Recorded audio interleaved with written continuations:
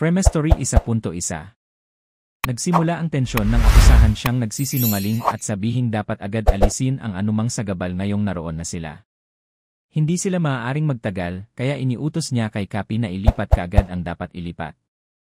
Sa Batang Quiapo, habang nag-aalmusal ang mga mangingisda, nagulat si Jackie nang makilala niya na si Santino ang batang kasama ni Don Gustavo.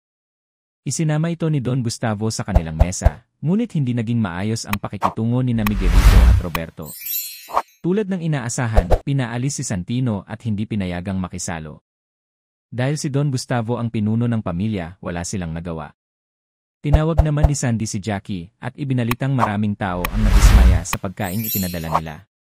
Panis na pala ito at 35 katao na ang naospital. Nagkakagulo rin sa munisipyo dahil sa mga reklamo.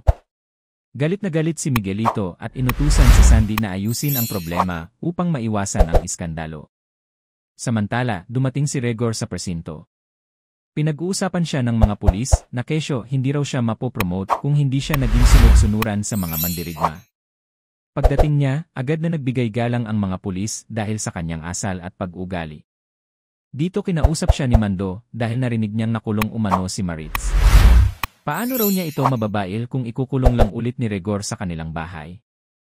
Nagalit si Regor at iginiit na mas mataas na ang posisyon niya ngayon at dapat tawagin siyang Sir. Iba ang ipinapakita niyang ugali sa loob ng presinto. Samantala, inaasahan ni Regor na pangungunahan ni Hector Victorino ang grupo at hindi siya bibigin. Kailangang makarating sa city jail sina Don Julio at Franco, kaya inihahanda ni Hector ang buong puwersa ng pulis at mahigpit na ipinagbibilin na walang dapat magkamali. Nagulat si Hector nang malamang hinarang sila ng isang truck. Agad niyang sinabi na kailangan nilang umalis at hindi maaaring magtagal. Habang inaalis ang truck na nakaharap, napansin ng dalawang pulis na ang mga